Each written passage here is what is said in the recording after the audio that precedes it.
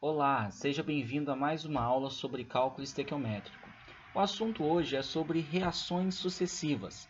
As reações sucessivas são aquelas reações que ocorrem em duas ou mais etapas. Na formação do ácido sulfúrico, nós podemos observar que essa reação ela ocorre em três etapas. Na primeira etapa, nós temos a formação de dióxido de enxofre. Esse dióxido de enxofre ele é consumido na segunda etapa, levando à formação do trióxido de enxofre, que, por sua vez, é consumido em uma terceira etapa, levando à formação, portanto, do ácido sulfúrico. Porém, em exercícios que retratam cálculo estequiométrico, é necessário a determinação da equação global, que nada mais é do que a soma das reações intermediárias. Então, quando nós somamos essas equações intermediárias, nós vamos obter a equação global. A equação global ela vai ser determinada da seguinte forma. O que foi produzido na primeira etapa está sendo consumido na segunda etapa, portanto, eu vou cancelar. O que foi produzido na segunda etapa está sendo consumido na terceira etapa, portanto, eu vou cancelar. As substâncias restantes são as substâncias que formam a minha equação global. Portanto, na primeira etapa eu tenho enxofre mais O2. Na segunda etapa eu também tenho a presença de oxigênio. Percebam que aqui eu tenho 1 mol de oxigênio e aqui eu tenho meio mol de oxigênio, certo? Então, 1 mais meio, 1,5, certo? 1,5 nós vamos descrever na forma de fração 3/2, mais a molécula de água, levando à formação, portanto, do ácido sulfúrico. Nessas etapas, é perceptível que todos os coeficientes estequiométricos já estavam balanceados. Antes de promover a equação global, é necessário que você verifique se as reações estão balanceadas. De acordo com o exercício pede para que nós determinamos a massa de ácido sulfúrico produzido a partir da queima de 2 toneladas de enxofre. Então, eu estou relacionando enxofre com ácido sulfúrico. Como a reação já está balanceada, eu sei que eu tenho uma reação na qual, a cada 1 mol de enxofre consumido, nós temos a formação de 1 mol de ácido sulfúrico. Bom, como eu vou trabalhar em massa, é necessário que eu faça a conversão de mol para massa. De acordo com os dados do exercício, a cada 1 mol de enxofre, eu tenho 32 gramas. E a cada 1 mol de ácido sulfúrico, eu tenho a presença de 98 gramas. O exercício pede, portanto, a quantidade de ácido sulfúrico X obtidos a partir de 2 toneladas de enxofre. Bom, eu não fiz a conversão aqui pelo seguinte motivo. X vai ser igual a 2 toneladas vezes 98 gramas dividido por 32 gramas. Eu vou cancelar as unidades de grama e vai restar apenas tonelada. Portanto, X vai ser igual a 2 vezes 98, 196, dividido por 32. Portanto, a quantidade de enxofre produzido vai ser 6,125 toneladas.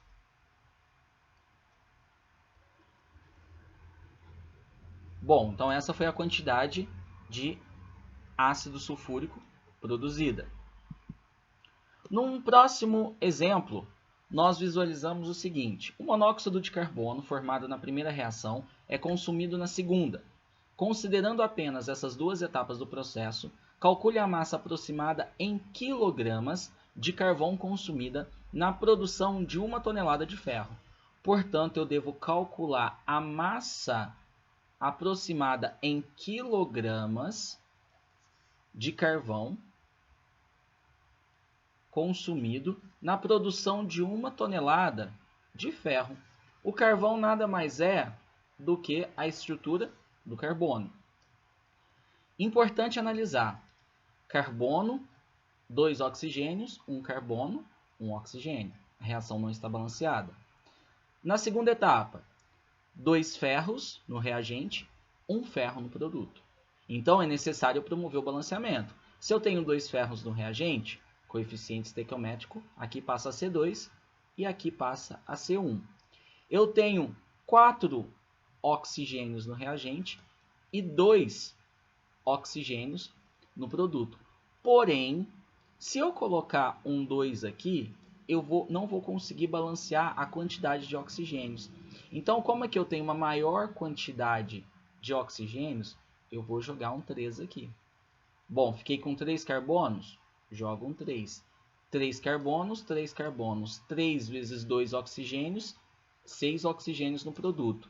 3 oxigênios com mais 3 oxigênios, 6 oxigênios no reagente. Bom, foi consumido 3 mols de monóxido de carbono. Portanto, eu preciso produzir também 3 mols de monóxido de carbono. Então, o meu balanceamento aqui vai ser de acordo com a quantidade de monóxido de carbono que está sendo consumida na segunda etapa. Então, 3 carbonos, 3 carbonos. Eu tenho 3 oxigênios, então 3 sobre 2, 1,5. 1,5 vezes 2 dá 3. A partir disso, eu posso determinar a minha equação global. Bom, a equação global nada mais é do que a soma das substâncias que restam. Então, vou cancelar monóxido de carbono com monóxido de carbono. Nós temos 3 carbonos mais 3 sobre 2 O2 mais o trióxido de ferro, que é o Fe2O3, formando 2 ferros mais 3 mols de CO2. Equação global devidamente balanceada. Qual é a relação que nós temos? Carbono para ferro.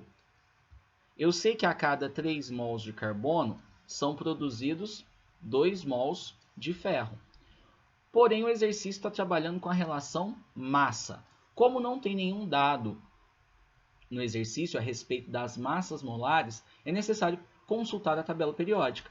Consultando a tabela periódica, eu verifico que a massa do carbono é igual a 12 gramas por mol. Estou multiplicando por 3 porque aqui nós temos 3 mols.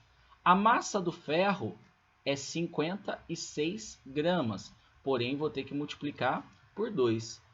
3 vezes 12 é igual a 36 gramas.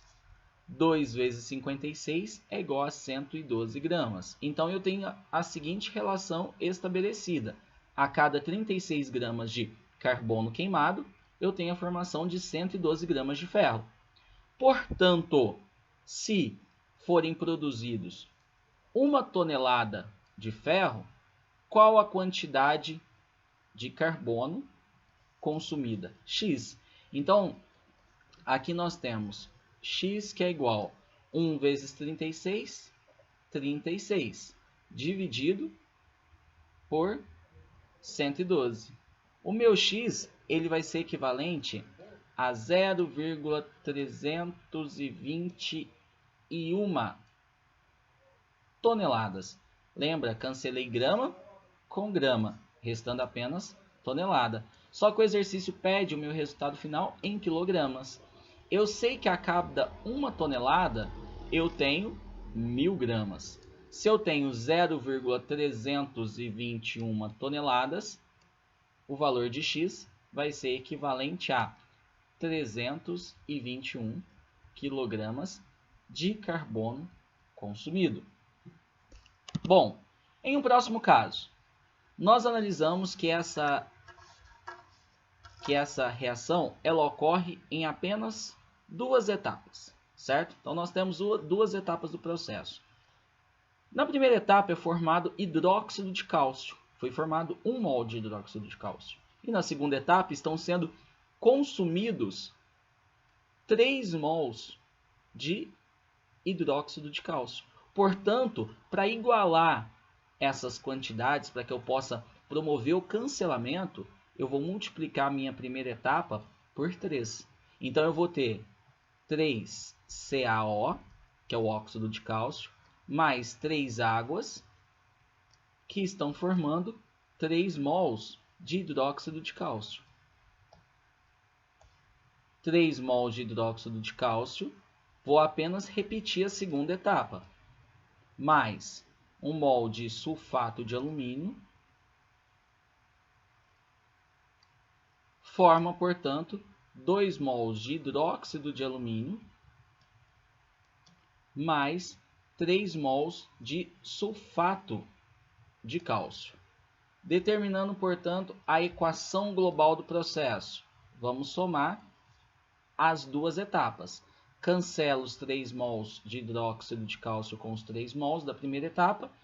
Portanto, não consigo cancelar mais nada. A equação global vai ser definida como 3 mols de óxido de cálcio mais 3 mols de água, mais 1 mol de sulfato de alumínio,